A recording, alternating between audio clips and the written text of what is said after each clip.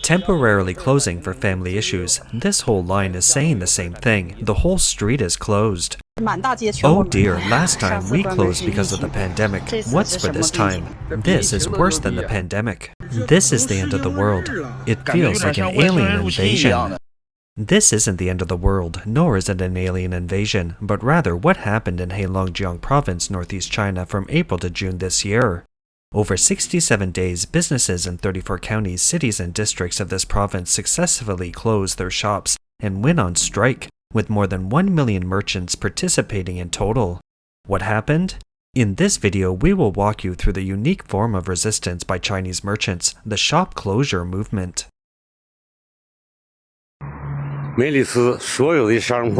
All the shops in Maris are closed. It's worse than the pandemic. During the pandemic, some shops were still secretly open. The hair salon is closed too. Your butt hurts and you want to see a doctor, but the clinic is closed. You need money and you want to pawn an electric scooter, but the pawn shop is closed. Northeast China is a heavy industrial base, having entered the Rust Belt era early on. The living standards of its residents are significantly lower than those in eastern and southern China. Heilongjiang Province is one of the 3 northeastern provinces.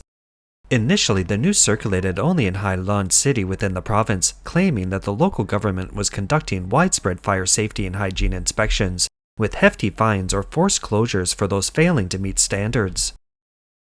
As a result, businesses began locking up their doors to avoid inspections. Unexpectedly, this wave of closures spread rapidly like wildfire to Daqing, Anda, Nanjing, and Lanxi, leaving locks and locks everywhere. Helen's fans, the inspection team is coming to our Liandu and Xinlong areas to check soon. We've all heard the news and are about to close down. This is in Anda Suihua. They finished their inspections in Jiaodong, right? They're coming to Daqing. What are they checking? What are they checking? Look, they've scared all these merchants. Not a single one is open. Correspondingly, officials in many places urgently issued statements denying the rumors, but they did little to calm people's minds. The streets remained deserted, shops were closed, and the market was desolate. This video on Douyin is titled, "Can a single rumor really bring an entire city in northeast China to a standstill in business? How ironic. I love my hometown, but I feel so powerless." Mr. Liu from Nianzhang, northeast China, told Radio Free Asia. Recently, they've been inspecting fire equipment, fire escape routes, and sanitation. They're demanding that businesses buy their designated fire equipment and fire extinguishers. If they don't, their shops are shut down. A relative of mine who runs a small supermarket was also forced to buy fire extinguishers. Netizens reacted with outrage. What's the difference between this and bandits? Are they collecting protection money from the mafia? It's terrifying. The local government is broke. This kind of thing is bound to happen again. Someone wrote, even when the Japanese army invaded China, there weren't this many shops closing down. What's going on today? Why is everything closed? Fuyuan East Gate used to be the busiest street, but today everything is closed. I was planning to buy some groceries, but all the supermarkets and convenience stores are closed. I wonder if the big supermarkets are closed. I heard that many businesses are basically closed today, probably due to some kind of joint inspection. This is the first time I've encountered this situation. Now all the shops are closed, except for a few that are still open. Hopefully they'll open tomorrow. It's really inconvenient for ordinary people if they're not. Look, not a single shop is open. They're all closed. Big or small, they're all closed. They're so scared they're practically begging for mercy. The inspection team is here, saying they'll collect tens of thousands of yuan when they step into the door. I don't know if it's true or not. This business is already tough. Helen has rentals and listings everywhere. But then, damn it, things got even worse. They said the inspection team was coming, and this guy was so scared. Look, oh my, what a day. You have to hold your heart tight, or it'll jump right out of your chest. Look, everyone's watching from outside. The characteristic of the shutdown movement is that it had no public organizers, no unified call to action, and no clear leaders. Yet, it spread rapidly through the tacit understanding formed among merchants over a long period, becoming one of the longest-lasting and most widespread collective protest movements in China in recent years. Meanwhile, faced with such a large-scale decentralized movement, the CCP authorities were almost powerless, only able to watch helplessly as the strike wave spread. The movement began in a small county in southwestern Suihua City, Heilongjiang Province. On April 25, 2026, all merchants in Qinggong County, Suihua City suddenly and collectively closed their shops, without any public explanation. A day later, merchants in Wangqi County, which borders Qinggong County, also went on strike. On May 12th, after more than 10 days of silence, Neiher City, about 300 kilometers away from Qinggong County, also saw a citywide closure of all businesses. Following sporadic outbursts in April and May, the movement erupted in full force in June. Hello, fellow villagers of Lanxi. Today is June 11th, 2026.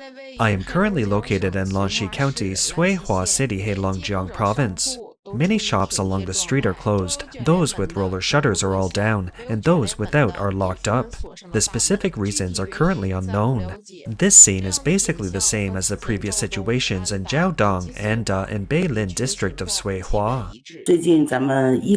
Recently, many businesses in Yilan have closed down. I don't know if there have been any inspections, but they're all closed. Many people are afraid of fines. It's true that business is tough right now. A fine would make it hard for me to recover in the next few months. That's a fact. I heard about this in early June. My peers were saying in our group chat that businesses in Suihua, Daqing, Ningjiang, and Qiqihar were collectively closing down and taking a break. Qiqihar, the second largest city in Heilongjiang Province, saw almost its entire urban area and its subordinate counties involved in this strike. On June 30th, with the final collective closure of businesses in Suiling County, this large-scale non-cooperation movement temporarily came to an end. Numerous local merchants and netizens revealed that rumors were circulating among them, citing sources within the government, that joint government inspection teams would soon conduct concentrated inspections of shops, supermarkets, and restaurants within their jurisdictions. Some merchants even said that the inspection teams were more formidable than the coronavirus. They suspect that anyone walking the street with a serious expression would be a member of the inspection team. Due to the collective closures, inspectors found it difficult to enter shops and issue hefty fines as they previously did, and many inspections ultimately failed. Why are merchants so afraid of inspections from government departments? Because government departments frequently conduct concentrated inspections under the guise of fire safety, security, hygiene, and market supervision, and issue substantial fines. Fines can range from several thousand to tens of thousands of yuan, or even hundreds of thousands of yuan, amounting to as much as $15,000. In the past, during periods of economic prosperity, fines could be gradually recouped through subsequent business operations. However, in the current economic downturn, many businesses are already struggling to break even. A hefty fine can bankrupt them. As for the exact standards for passing an inspection, the authorities are unclear. Whenever inspectors enter a shop, they can always find various reasons to issue a fine. Fire exits, food placement, hygiene details, licenses and permits, product labeling. Any detail can become a reason for a fine. The following are some recordings from local business owners. Anyway, everyone is very panicked. There is definitely some panic. Many people might say, everything in your store is up to standard. What are you afraid of the inspection for? Actually, let me tell you, it's not like that. It's like getting a shot. When the needle pricks you, you might not feel the pain, but before the shot, you're definitely afraid. Because you don't know if it'll hurt a lot or have side effects, right? Even you know you're healthy, right? They'll say, what's wrong with your stuff? What are you afraid of? Fans, you haven't run a business, you don't know. Those fire safety inspections, checking escape routes and stuff like that, where are we? These semi-basement shops supposed to build proper escape routes? The fines start at around 3,000 or 20,000 yuan. Who has that kind of money? $3,000, then another 3,000. Can you afford it? Due to the simultaneous closure of many shops, the daily lives of ordinary citizens have also been affected. Restaurants are closed, and daily services such as hairdressing are difficult to obtain. To encourage businesses to reopen, local governments have successively issued announcements to challenge rumors, and some places have even deployed vehicles to broadcast along the streets, stating that information circulating online, such as businesses being fined huge sums, is untrue, and emphasizing that the government has not conducted any form of citywide inspection. However, for officials who have already lost credibility, these statements have not dispelled business doubts. Instead, they have further exacerbated their distrust, leading many businesses to continue closing. During this campaign, some businesses, believing the official announcements, resumed operations, but they quickly paid the price. According to local reports, fines range from tens of thousands to over 100,000 yuan. Some penalties were even for things as simple as finding 3 spoiled potatoes or an ashtray in the store. Why did the shutdown campaign ultimately end in victory for the businesses? Because the CCP's usual tactic is to arrest campaign leaders. The CCP seeks out organizers and cuts off communication networks to dismantle the organization and end the operation. However, in this shutdown campaign in Heilongjiang province, the local government was unable to find the initiator or cut off the business's social media communication channels. Imagine businesses posting a message on WeChat Moments that friends can understand, or making phone calls to relatives and friends. There are too many such communication channels for the authorities to cut off. This campaign had no rallies, no slogans, no leading organization, and no core members. During the campaign, the measures the CCP could take were mainly issuing clarification announcements, organizing vehicles to broadcast messages along the streets, and persuading businesses to resume operations. However, the public has been deceived again and again and has long since become immune to official denials. Regarding the shutdown campaign, a netizen on the X platform commented, "The proportion of civil servants in Northeast China is getting larger and larger, and the larger the government, the more money it spends. They won't stop until they completely cripple the economy." What is unfolding in Northeast China is indeed something that may be happening across China in the future. Businesses are becoming increasingly depressed, and more people are turning to the government system for a job. Since the government budget is insufficient, they can simply extort money from businesses. The number of CCP officials is unparalleled in the world. Not only are there officials within the government, but also within the CCP's entire party system. Chinese media reported in November 2023 that China has 80 million government-funded personnel, a figure that accounts for nearly 5% of the total population and 40% of tax revenue. Furthermore, the government and party system at all levels is plagued by overstaffing, laxity, and inaction, resulting in alarmingly high administrative costs. For example, in Dafang County, Beizhou City, Guizhou Province, a poor county in southwestern China.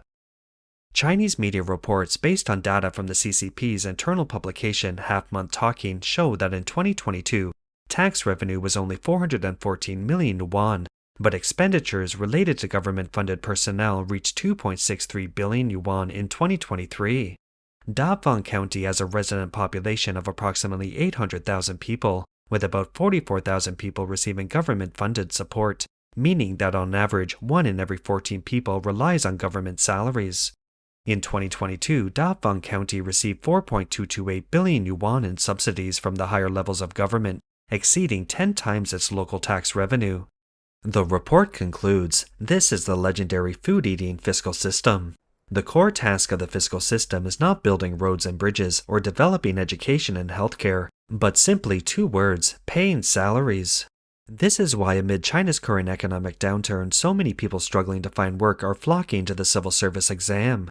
The 2026 civil service examination in mainland China, which was held on November 30th, 2025, saw the number of applicants reach a new high, with the most competitive position having a competition ratio of 6,470 to 1. Some young people who may never have considered the connection between being a civil servant and their own careers are now beginning to consider it. As a 26-year-old female programmer having trouble finding a job after losing my job, should I try taking the civil service exam instead? I started looking for a job again over a month ago, sending out hundreds of resumes, almost all of which have gone unanswered. Most of the offers that came to me were for outsourcing positions with salaries cut in half, far below my expectations. I even managed to get an interview opportunity in Shanghai, but ultimately failed. I was born in 1999 and graduated from Harbin University of Science and Technology in 2017. After that, I started working for a major internet company. In just 5 years, I experienced 2 layoffs and numerous job changes, which made me slowly doubt my initial choice. The blogger said that many friends advised her to take advantage of her youth and try taking the civil service exam. But she knew in her heart that after nearly 5 years as a programmer, giving up now would mean starting from scratch, starting from zero. One of her college roommates had a similar experience. After graduation, she joined a major internet company, only to be laid off a few years later. She heard that her roommate had returned to her hometown and was preparing for the civil service exam, so she called to inquire. She then discovered that preparing for the civil service exam was far more arduous than she had imagined. Every day was spent buried in practice questions. Her life almost entirely filled with test papers. Hearing this, she felt a pang of sadness, realizing how difficult life truly is. This time, the protests by merchants in northeast China were also almost a last resort. When the economy was still doing well, Chinese people were always reluctant to cause trouble, especially not with the government. But with the economy declining so drastically, even a small fine could be the straw that breaks the camel's back. After working in the restaurant industry for so long, I suddenly don't want to do it anymore. The restaurant business is inherently difficult now. Secondly, doing this job for too long gets a bit tedious. Now I'm actually thinking of finding a regular job. So today I'll analyze whether opening a restaurant is better than working a regular job. As you all know, we've been in the restaurant business for about 10 years, and our first pot of gold came from it. But 10 years later, if I had to describe it in one word, I'd say it's a 9 out of 10 chance of failure. Even if you have 10 restaurants, maybe only one will make money and the other 9 won't. It's really tough for brick-and-mortar stores these days. Look at these small general merchandise stores. These were once essential items for every household, but now they're struggling to stay afloat. Running a physical store is really tough these days. The economy is bad, and people are going out of business almost every day. When I came here before, this whole street was lined with milk tea shops. They were open yesterday and the day before, and they're gone today. This mobile phone shop also closed recently. Judging from the look of it, it hasn't been closed for long, and now this whole street is empty. That's all for today. If you enjoy our content, please give us a thumbs up, subscribe, leave a comment, or share it with a friend. We appreciate your support, and we'll see you next time.